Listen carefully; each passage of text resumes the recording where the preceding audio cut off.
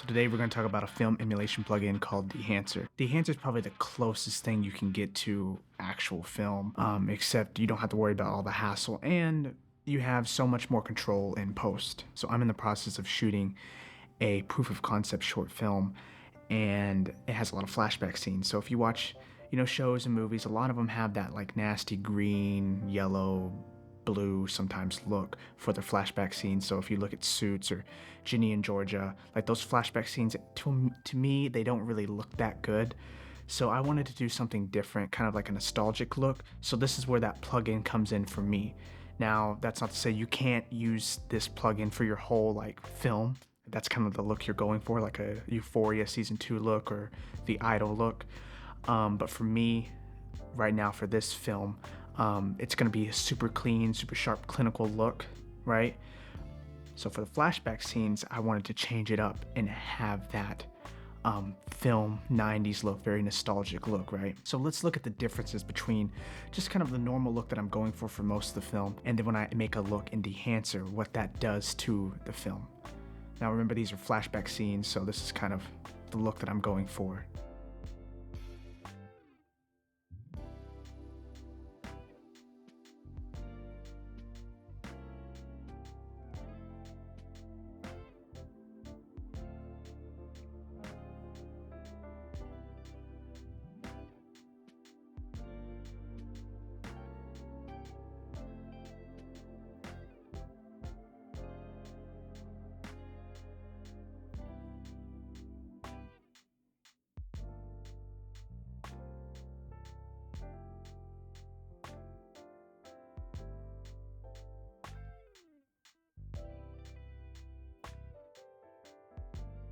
So let's hop into Dehancer, and I'm going to kind of show you the process to make this look.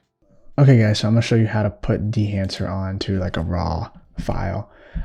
You'll put in Dehancer over here in the search library. You'll go over here and just slide it on there. That's it. And immediately you'll know they already have like some settings already made in there. You can convert it to Rec 709 and then work from there if you want to, but it's easier just to choose your camera. You know, they have a lot of cameras on here. I shoot on the Pocket 6K Pro, so we got the Pocket 6K. I'm on Gen 5, so you would want to use Gen 5 on it. So there's 3200 and 400. You would just want to use whatever native base you're on. So like if you're shooting at native base 400, choose that one, or if you're shooting at the second negative base, which is 3200, pick that one. So boom, got that. This is obviously like, I don't like, this is not my look. But there's different things you can play around with, right? So you can even do 8mm film. You can do, with different ISOs, which would cause it, to be a little bit more grainier. Like, look at that. It just looks terrible in my opinion. But I really like the 65mm look at 250. That looks super clean. It's a little overexposed, a little hot, honestly, off that. So yeah, you can play around with this. There's halation right here. So I love the halation you can add to it. Just a little bit. Just a little bit of halation, a little bit of bloom. I just keep it all the same. So like, look, when you add the bloom, like you could see right here on his sunglasses on his head, like, look at that, it looks so good. So if you don't have a mist filter or something like that, and you just want to use this, I mean, that's a perfect thing. You could add film damage to it too, which, it adds like little stuff. It's hard to see because it really bogs down your computer, like when you're trying to use this. But yeah, film breath is another thing you can add if you're going for that. But I don't really like it. But yeah, I like adding a nice vignette right here. Just like a nice little small one. So you can size, play around with it, and just bring it down just a little bit. And, obviously there's also, you could change the contrast boost and stuff like that with the film developer. We totally like skip that and stuff. There's a ton of different film stocks that you can use to get a look right here. There's so many to play around with. So I mean, it's really a lot of stuff to dive into in certain looks. Like you want, like this would be kind of cool, like for a certain thing. So you know, there's just different types of things you can do. Create a bunch of different looks. Kodak Vision is probably like my favorite 250D. That's the one I was looking for. Another thing is, you know, monitor. You know, you put your false color, and some people actually use that for false color just to see like where your levels are at and stuff. So like if you need to fix anything with your metadata and stuff, like any clippings and stuff, like that's so cool to have just like in there to see like your footage, like, oh well, he fucked that up or he messed that up or whatever. So I shot this with practical lights with the TV and the lampshade. I like both looks. One of them's like a cleaner, sharper look, a more modern look, and one is like kind of a film nostalgic look using Dehancer. And you know, to me, they both look good. It really just depends on your style and what you kind of want to do. Then again, you know, you do have a lot more flexibility in Dehancer with the halation and blooms that you can add and the film grain you can put on there, because you can go from 8mm all the way to 65, 70mm film, which is really, really cool. So I want to do something else for you guys. Right now I'm lit with a huge softbox, like a 60-inch with double diffusion and a grid. I'm going to add a Dehancer look onto it. You see? And now I'm going to change the setup to a more harsher look and see which one works better with Dehancer. Like what would be the more practical use case for this. Yeah, so I mean, it looks really good as a sharp clinical look, like what you're seeing now. And you know, it looks kind of good with the Dehancer look. So let's see how it looks with a harsh light. So first of all, I had to turn the light down to like 1%, and it's still super hot with this Fresnel lens, super bright. We're gonna see how Dehancer handles harsh light. So like if you're in direct sunlight, there's a lot of highlights, there's a lot of dynamic range in a scene.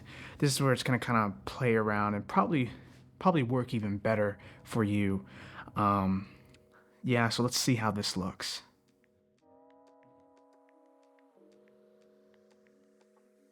Alright guys, so before we end this video, I want to hop into the Dehancer mobile app. It's a really cool tool that that you can have in your pocket. So essentially what you could use this for is like, let's say your stories or something like that. You want a certain look for your selfie. You want to look like, oh wow, you're so cool. You want to shoot on film. You know, this is just a thing to play around with, and there's a lot of flexibility as well, like you can do within Dehancer. Like obviously this is a poor example because it's just a selfie. So if you were to actually take like a you know, photo that was already taken, and you go to here, you can get kind of that film look, you know, on your photos. Like, right, you know, someone takes a photo, you want to add a little flavor to it, you know, you got that option to do it. And there's another thing too that you could use if you made a video, or if you're trying, like let's say you're on a really tight budget or something like that, you could make a film with your iPhone using the Dehancer mobile app. So ignore kind of the look I have right now. It's like I have the Fresnel like bouncing off this side to get a nice little soft light over here just to end this video.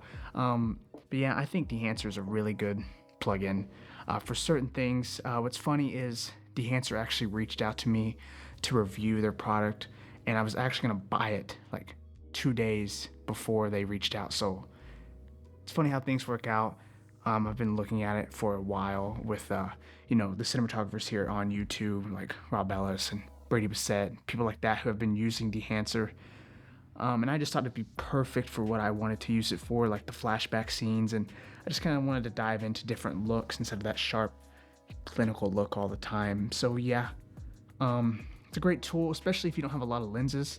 This gives you that flexibility to play around with stuff with filters and just in post in general. So yeah, if you use my coupon code below, you'll get 10% off. Yes, I make like 10% if you use my coupon code. So if you want to use it, go ahead. If you don't want to use it, it's okay.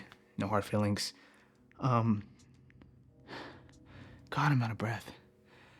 Jesus, what the hell's wrong with me? So anyways, yeah, if you enjoyed this video, give it a like, give it a thumbs up.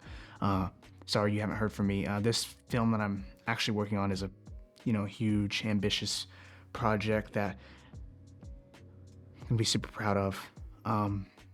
It's almost done, not quite done. We're gonna try to do a little behind the scenes for that project, so hopefully you'll see more of that. I know I haven't posted in quite some time. It's because I've been busy with acting and other gigs and things like that. So yeah, I will see you guys next time. And yeah, if you have any questions or concerns about The Answer, you can always reach out to me or even reach out to the company. They're super nice, super friendly people over there. My one thing I forgot to mention, a couple things I don't like about it is it really bogs down your computer, so be wary of that. And as you saw before, and it is a little bit pricey. $400 is literally the price of DaVinci Resolve. So I know a lot of people can't afford like $400. Even with the 10% discount, it's still like $350 or something like that. So what I would suggest is, if you want it, maybe use like Pay in 4, like PayPal or Zip or something like that if you have it in your country. I'm based in the United States, so we're able to use that. And Pay in 4 essentially is like a payment service where you can pay in 4, right? So over the course of 8 weeks, you'll, instead of $400 right up front, you'll pay $100. In the 2 weeks, you pay another $100, and so on and so forth. If that makes sense. But yeah, hope you guys enjoyed this review and kind of the different looks you can get with The Answer. And I can't wait to share with you more things about this film. And yeah, I'm happy to be back. Hopefully I can review some more products for you guys and things that I've been using and things that have been going on in my life. So yeah, talk to you next time.